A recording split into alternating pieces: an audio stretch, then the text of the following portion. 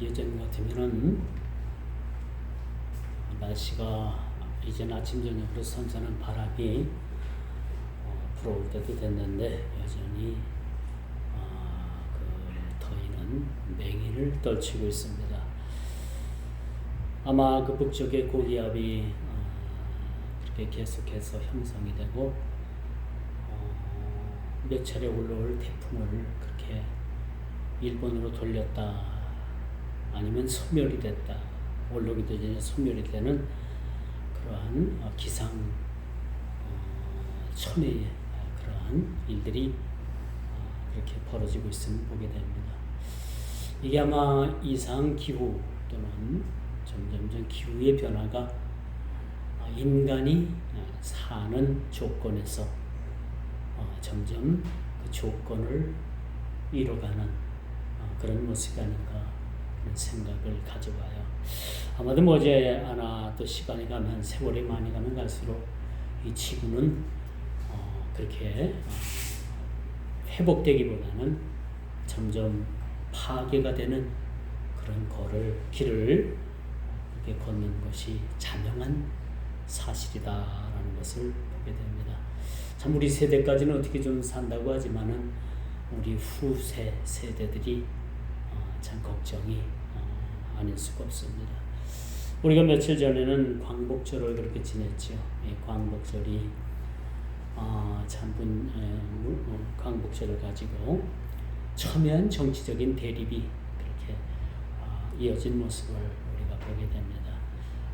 이른바 대한민국 건국의 시점이 어느 때냐라는 걸 놓고 그렇게 강복회와 또 야당과 여당이 그렇게 첨예한 대립을 그렇게 하는 모습을 보게 됩니다.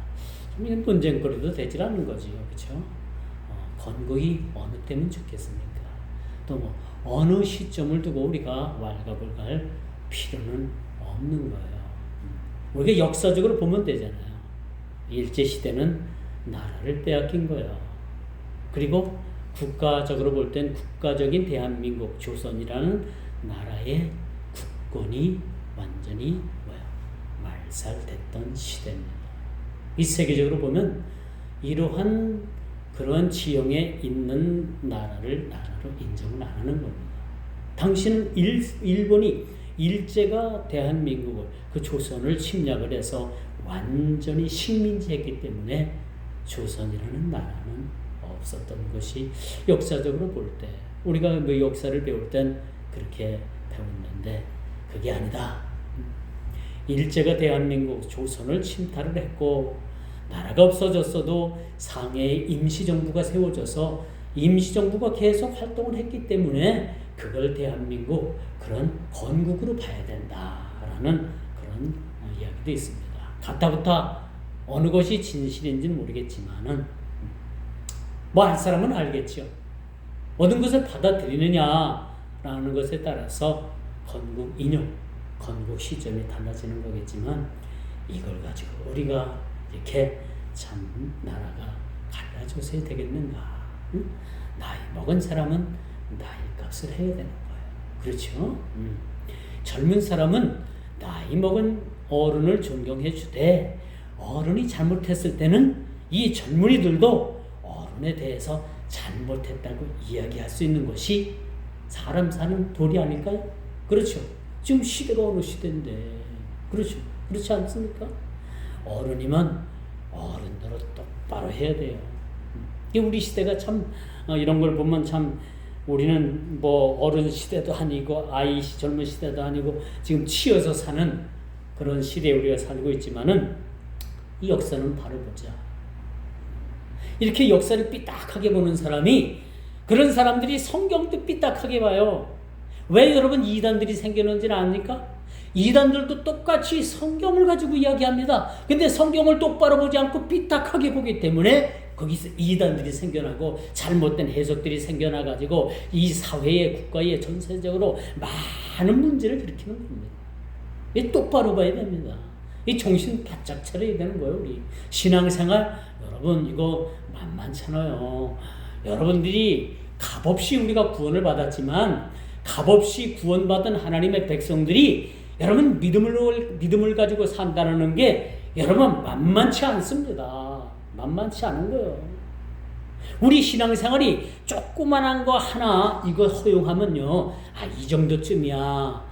여러분 이렇게 하나 허용하다 보면 큰 여러분 강뚜기 조그마한 개미집 하나, 개미가 그 뚝을 뚫어가지고 개미 하나 드나들 정도의 그런 여러분 공간이 생긴다면 그 사이에 뭐가 스며들어요? 물이 스며들어가지고 강뜨기 무너지는 거예요. 똑같습니다. 우리 신앙도 마찬가지겠죠. 우리가 정신 차리지 못하고 아이고 뭐 이 정도쯤이야 이해해 주시겠지. 좋아요. 이해한다고 합시다.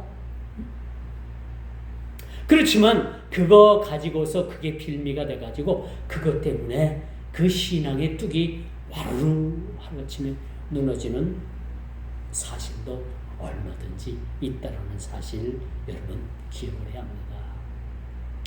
오늘 이 미가서를 우리가 시작을 합니다. 1장을 시작을 하는데 참 하나님께서 그 미가 선지자를 통해서 어떤 말씀을 하시느냐, 이스라엘 사마리아와 유다가 멸망하겠다는, 망하겠다는 얘기입니다. 여러분 예를 들어서 여러분 사업이 누가 망하겠다고 옆에서 이야기를 하면 기분 좋아요, 안 좋아요? 안 좋죠. 당신이 뭔데 내 사업을 가지고서 망한다, 흥한다 그런 소리를 하느냐. 원수가 되는 거예요. 오늘 하나님께서 미가 선지자를 통해서 이 말씀을 전하시기까지, 얼마나 그 이스라엘과 유다를 하나님께서 사랑하셨으면 너희 곧 망해, 이런 말씀을 하셨을까. 진심 어린 충고는 우리가 받아들일 필요가 있어요. 그렇죠? 근데 요즘 사람들은요, 진심 어린 충고 어림도 없어요. 좋은 말 어림도 없습니다. 바로 뭐라고 말을 해요? 상대방이 너나 잘하세요, 너나 잘하세요. 안 받습니다. 안 받아요. 그만큼 개인주의가 지금 팽배해져 있습니다. 과거에 우리나라 우리 민족은요, 개인주의가 아니었어요. 그렇게 서로 품앗이도 하고 이웃을 내 형제처럼 그렇게 지나고, 그렇죠? 얼마나 그렇게 끈끈한 정들이 있었고. 그런데 서양 문물이 들어오면서 어떻게 됐어요? 개인주의가 팽배를 하고 다 개인주의로 변한 거예요. 그러므로 한국과의 흥망성쇠는요, 그 국운이 다해서도 아니에요. 한 나라가 망하는 것은 그 나라의 운이 다한 것이 아니라 그 망할 만한 그러한 조건을 가지고 있다는 거죠. 이유가 있는 거죠. 우리 어렸을 땐 그런 농담 잘했어요. 마무리 공동묘지 가봐라. 묘지마다 물으면 당신 왜 죽어서 여기 있어, 누워 있어 하면은 핑계 없는 무덤이 어디 있느냐. 다 핑계를 가지고 있다 이거예요. 그렇죠? 망하는 데는 그 이유가 있는 겁니다. 흥하는 사람은 그 흥하는 이유가 있는 거예요. 그렇죠?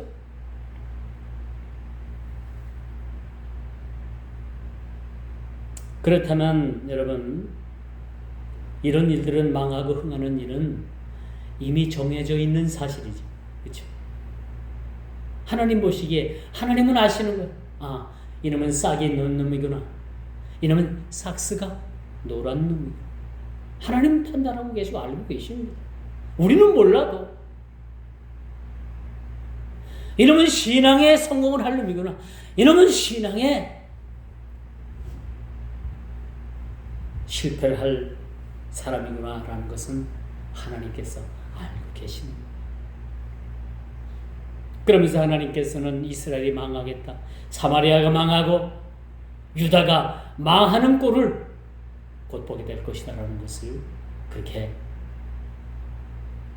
선지자를 통해서 그렇게 말씀하고 계십니다. 그렇다면 여러분, 이렇게 망해가는 조국을 바라보면서 왜 망하는 것을 그냥 바라만 보고 있으면 됩니다. 그래야 합니다. 우리가 죽을 때 죽더라도 어떤 이렇게 몸에 그런 사형 선고를 받고 시한부 인생을 산다 할지라도 그 사람이 해볼 건 다 해보잖아요. 가산을 탕진할지언정, 응? 나을 수 있다라는 그 희망 하나 붙잡고 할 건 다 해보잖아요. 이게 사람입니다. 중동이 지금 1년 가까이 지금 이스라엘과 하마스, 헤즈볼라, 그 뒤에 뭐 이란 해가지고 로켓포가 하루에도 뭐 수십 발씩 그냥 떨어지고 벌써 1년 가까이 다 돼. 지금 320일 정도 됐나? 정확히는 모르지만 그 정도 됐을 거예요. 얼마 안 있으면 1년이 다 돼요. 이렇게 1년 가까이 심각한 크고 작은 피해 보복이 진행되고 있습니다. 그렇다면 중동의 평화는 이룰 수 없는 꿈인가? 이룰 수 없는 꿈인가? 그러나 여러분, 이 평화는 잠시 잠깐입니다. 세계 멸망은 모르긴 몰라도 전쟁을 통해서 멸망이 될 겁니다. 지금 신냉전 그런 시대가, 그런 기류가, 러시아가 그렇게 또 나라를 그렇게 영토를 확장하려고 아주 그런 야심을 가지고 있잖아요. 그런 흑심을 가지고 있잖아요. 중국이 미국을 넘어서기 위해서 그런 팽창주의를 지금 버리지 못하고 있잖아요. 그렇다면 이런 평화는 이룰 수 없는 꿈인가? 잠시 잠깐의 지구의 평화는 있어도 영원한 평화는 없다 라는 것이 성경이 이야기하는 그러한 결론입니다.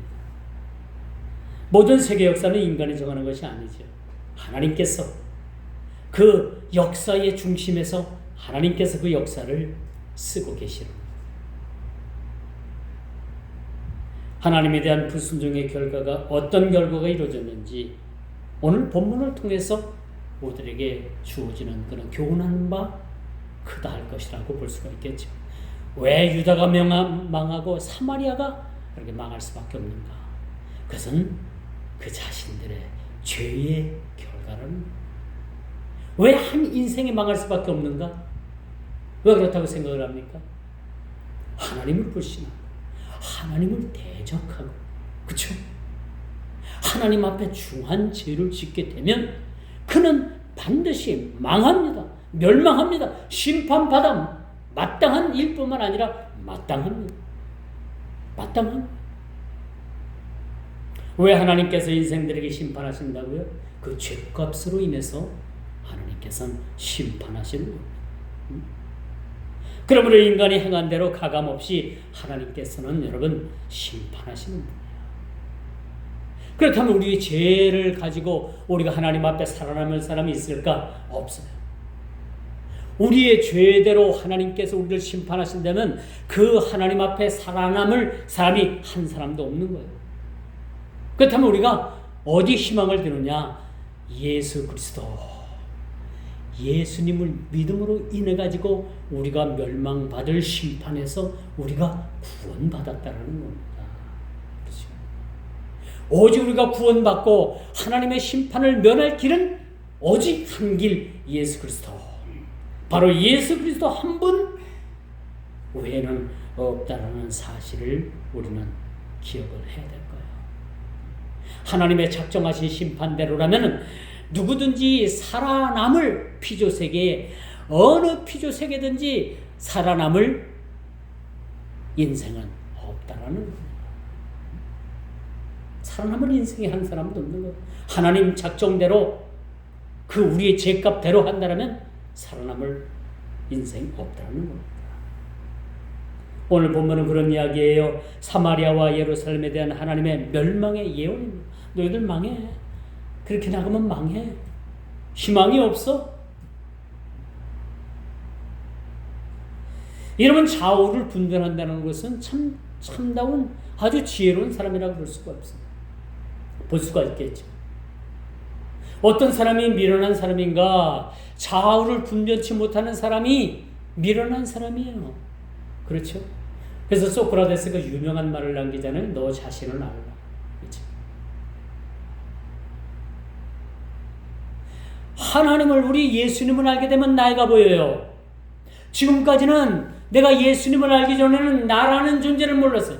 나라는 사람을 과대 포장했고, 나라는 사람이 제일인 줄 알았고, 나라는 사람이 가장 세상에서 위대한 줄 알았지만은, 우리 주님을 알고 보니까 나라는 존재는 너무나도 나약하고 미약하고, 나라는 이 존재는 너무나도 하나님 보시기에 볼품없는 그런 존재임을 깨닫게 되는 거예요.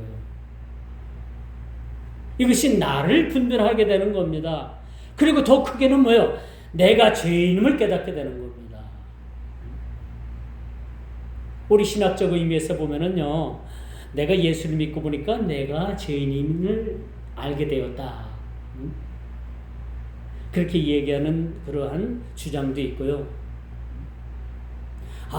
내가 내 죄인임을, 내가 어쩔 수 없는 사람임을 내가 깨닫고 보니까 하나님을 믿을 수밖에 없다. 그렇게 이야기하는, 주장하는 그런 부류도 있어요. 그런데 어떤 게 맞습니까? 우리 개혁주의적 신앙관에서는 첫 번째가 맞는 거예요. 하나님께서 하나님을 알게 하고, 내 자의적이 아닌 타의적으로 내가 하나님께서 나를 하나님을 알게 하시니까 내가 그 다음에는 나를 알게 되더라는 거예요. 죄인임을 깨닫게 돼요. 그렇죠? 내가 주님을 알고 난 다음에 내가 죄인임을 깨닫고 내 가슴을 치잖아요. 나는 죄인입니다. 나를 떠나소서. 성경에도 그 유명한 신앙의 고백이 있지 않습니까?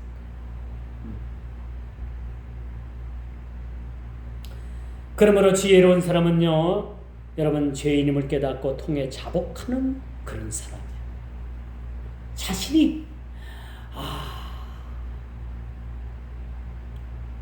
내가 주님께서 주님을 알게 하신 이후에 나를 돌아보니까 내 자신이 죄인인 거야. 아무것도 아닌 거야.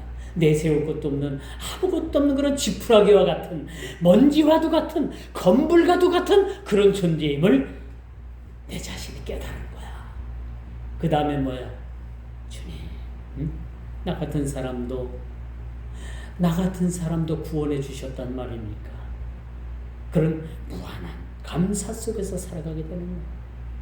그래서 예수 믿는 사람은 무슨 일을 만나든지 그 입에서 감사가 끊이지 않는 거예요. 예수를 믿는다고 하면서도 그 입에서는 도사한 불만이 털어나오고, 감사보다는 원망하는 일, 불평하는 일, 사람 죽이는 일, 그런 말들이 입에서 쏟아져 나온다면 아직도 그 사람은 인격적으로 예수님을 만나지 못한 겁니다. 우리 신앙의 믿음 생활이 뭔지 알아요? 예수님을 내 인격적으로 만나는 거예요. 그저 성경책 속에서 만난 예수님이 아니라, 남들 그렇다고 하니까 그런 예수인 줄 알고 내가 믿는 것이 아니라, 내가 진심으로 인격적으로 예수님을 만나는 겁니다. 목사가 됐든 장로가 됐든 집사가 됐든 인격적으로 예수님을 만나지 못하면은 뭔지 알아요? 수박 겉핥는 거예요. 인격적으로 예수님을 만난다는 게 뭐예요? 내가 예수님 안에 들어와 보니까 내가 죄인인 거야. 하다 것 없는 죄인. 이런 나를 구원해 주신 예수님, 그런 예수님을 만난 겁니다. 그게 인격적으로 예수님을 만나는 거예요.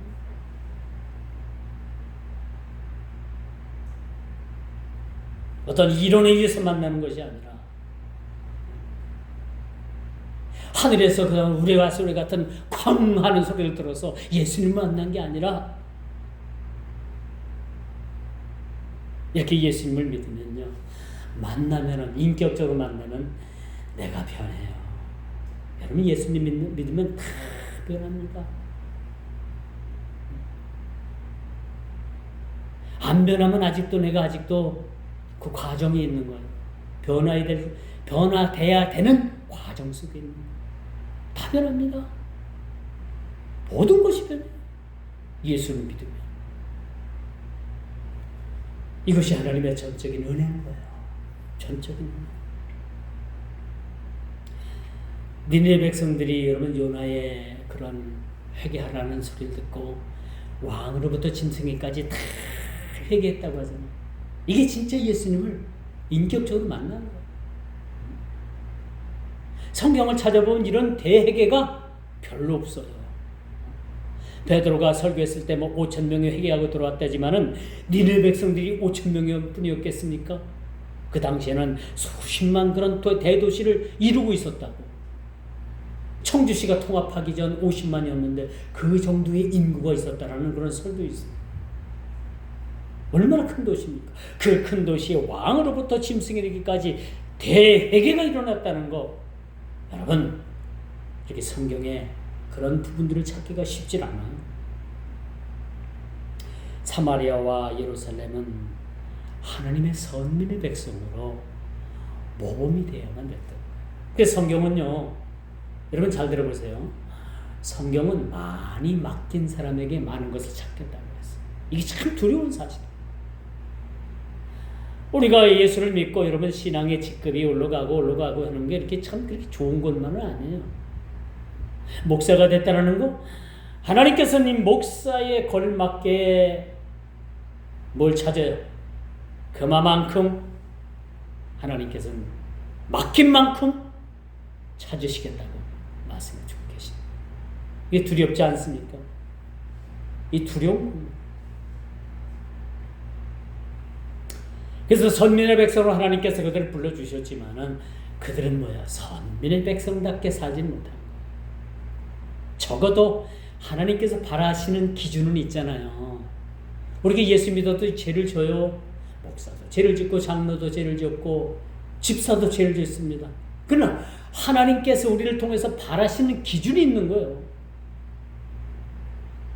하나님께서 바라시는 이 기준, 이 사마리아와 예루살렘은 그 기준 범위를 벗어난 겁니다. 하나님께서 참고 또 참고 머리가 터지도록 참고 머리가 터지도록 참으셨지만은 결국은 하나님께서는 인내의 끝을 보여주고 계신다는 겁니다. 그것이 예루살렘과 사마리아를 하나님께서 멸망시키시겠다는 겁니다.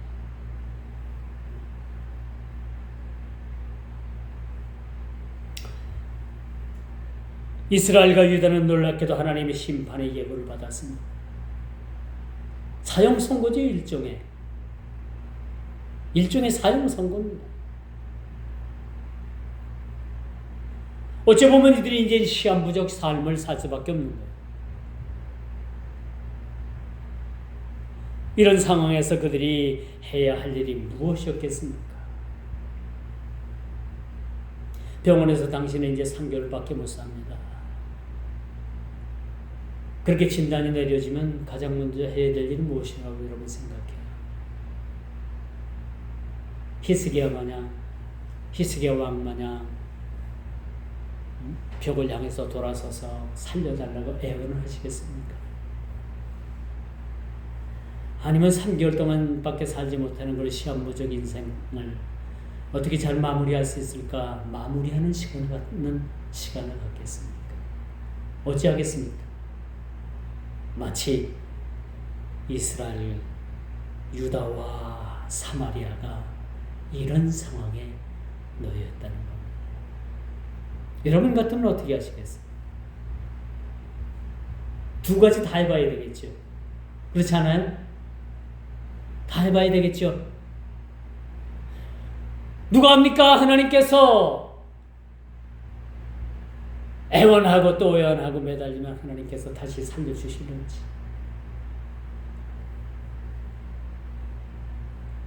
아니면 멸망의 길로 가는 그런 예루살렘과 사마리아와 같이 그 시한부적 인생, 그 시간을 정리하는 삶을 살아야 되는지. 근데 적어도 여러분, 사마리아와 예루살렘은 이렇게 시한부적 삶을 하나님께서 경고하셨어도 그들은 뭐요? 결론은 정리를 하지 못한 거예요. 죄에 대해서 정리하지 못했어요.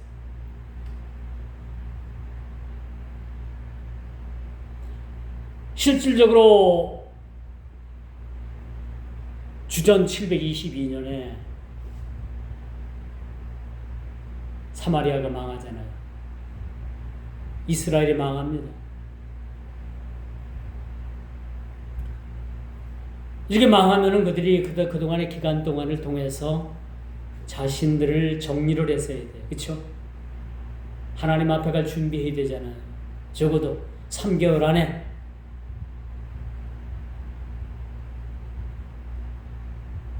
하나님께서는요, 이 성경에 나오는 이 미가의 시대에만 경고하시는 것이 아니에요. 오늘을 사는 저와 여러분들에게도 이렇게 경고하십니다. 데살로니가 전서 5장 3절에 보니까 하나님께서 그렇게 경고하십니다. 저희가 평안하다, 안전하다 할 그때에 잉태된 여자에게 해산할 고통이 이름과 같이 멸망이 후련히 저희에게 이르느니 결단코 피하지 못하리라 라는 말씀이 있습니다. 우리가 평안하다 참 쉽다, 세상 살아볼 만하다, 재미있다 안전하다 할 때 그때 후련히 우리의 종말이 찾아올 수도 있다는 얘기예요. 평안하십니까? 안전하십니까? 세상 살아볼 만합니까? 이럴 때 후련히 고통의 때가 이르는다라고 말씀해 주고 있습니다. 여러분, 노아의 때를 여러분 한번 생각해 봐요. 노아의 가족 외에는 뭐예요? 아이고, 노아의 가족을 미친놈 취급했어요. 이렇게 쨍쨍 이렇게 햇빛이 나고 이렇게 날이 좋은데 무슨 장마가 져가지고 비가 와서 하나님께서 그 물다 하나님께서 심판하시고 다 정신병자 취급했다니까. 이 시대가 마치 그런 시대는 아닌가 우리가 생각해 봐야 돼요. 이건 결코 여러분 가볍게 넘길 일은 아니라고 말씀드릴 수가 있는 거예요. 여러분, 하나님의 심판 상상을 뛰어넘는 거예요. 아이고, 난 지옥까지 뭐 아주 그렇게 쉽게 말하는 그런 사람들이 있어요. 한번 가봐요. 그게 말처럼 쉬운 건가? 그 지옥은 죽을래야 죽을 수가 없어. 이 땅에서는 내 생명, 살기 싫어가지고 내 생명 내가 끊을 수는 있지만, 지옥은요, 죽을래야 죽을 수가 없는 영원한 그런 영원한 불못이 꺼지지 않는 곳이라는 것을 우리가 기억을 해야 합니다. 마태복음 25장 3, 4절은 지혜로운 자와 미련한 자를 대조시키고 있어요. 지혜는 말씀에서 기초하지요. 저에도 언급했지만 살고 죽는 문제, 이 인생의 흥망성쇠는 전적으로 우리 손에 있는 것이 아니라 하나님 손에 달린 그 때를 위해서 우리가 살아가는 거죠. 우리에게 주어진 때를 위해서 우리가 살아가게 되는 겁니다. 주어진 때를 우리가 충실하게 살아가야 돼요. 있을 때 잘해, 후회하지 마. 그렇죠? 그 유행가 가사도 있잖아요. 있을 때 잘해. 우리의 생명 있을 때 잘해. 죽으면 다 이럴 수도 저럴 수도 없는 거예요. 후회하면 뭘 할 겁니까? 아무 소용.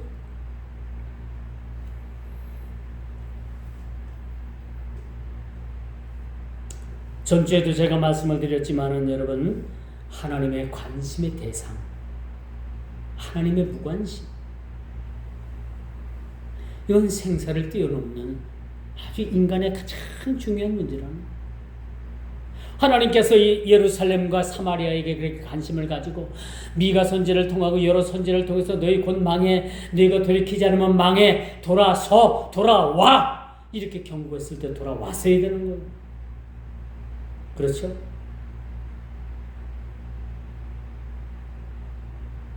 그들이 시한이 넘으니까 어떻게 된 거예요? 하나님 관심에서 떠나게 되는 거예요. 그들이 그 다음에는 그들이 멸망을 자초한 사실을 우리가 보게 되는 겁니다. 이렇게 멸망을 자초한 사마리아와 예루살렘을 오늘 본문을 통해서 그렇게 보여주고 있어요. 돌이킬 줄 모르는 백성들을 향해서 선민의 백성이라 할지라도 하나님께서는 정해진 뜻을 따라서 그들을 심판하셨다라는 것에 우리가 주목해야 될 필요가 있습니다. 그들은 선민의 백성이었지만 망했잖아요. 하나님께서 나라를 망하게 하셨어요. 이는 뭐야? 그들 스스로가 자초한 일입니다. 하나님의 뜻도 아닌 거예요.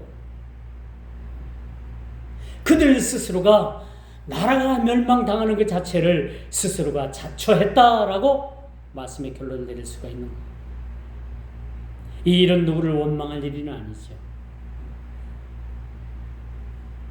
나라의 지도자로부터 백성에 이르기까지 여러분, 그들은 심판받아 마땅한 죄들을 멈추지 않았다는 거예요.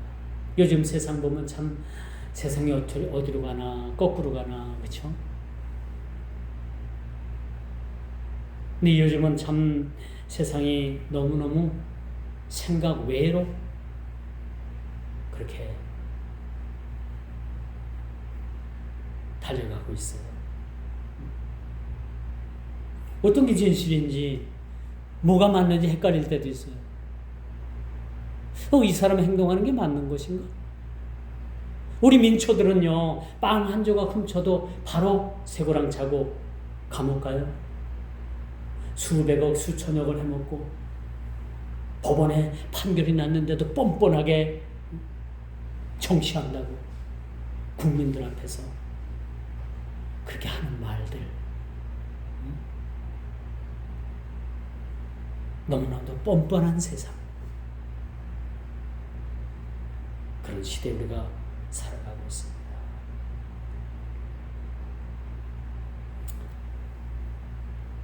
그러므로 하나님의 심판을 피하지 못한 유다와 이스라엘의 경우 우리가 교훈 삼아요. 많은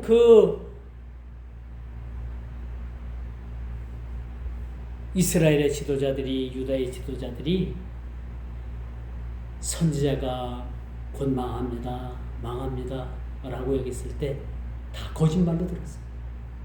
다 헛되이 들었어요. 그리고 거짓말로 백성들에게 이 사람들이, 이 선지자들이 거짓 선동을 한다고 그렇게 아주 그들이 거짓말을 했어요.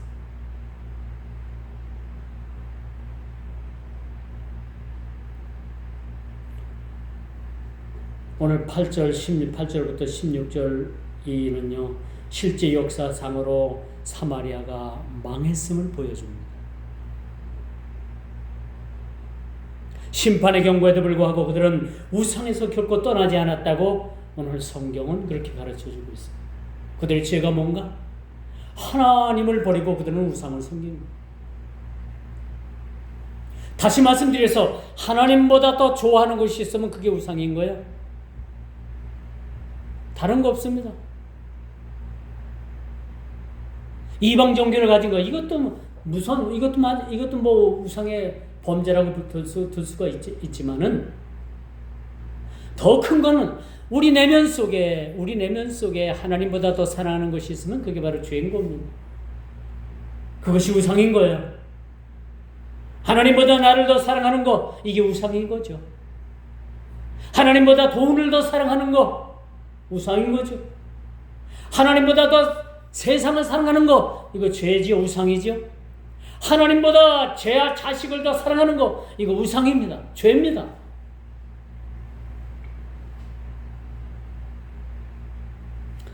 그들이 멸망받을 수밖에 없었던 원인을 오늘 말씀을 통해서 보여주고 있는데요. 그들은 우상에서 결코 떠나지 않았다. 최소한의 우상에서 떠날 그러한 노력조차도 기울이지 않았다는 것에 주목해 볼 필요가 있는 거죠. 이제 말씀의 결론을 맺을게요. 모든 일은 정한 때가 있습니다. 그렇죠? 정한 때가 있습니다. 때가 지나면 아무것도 할 수가 없습니다. 하박국서 2장 3절에 보니까 이 묵시는 정한 때가 있나니 그 종말이 속히 이르겠고 결코 거짓되지 아니하리라. 비록 더딜지라도 기다리라. 지체되지 않고 정령 응하리라. 그렇게 말씀을 주고 있습니다.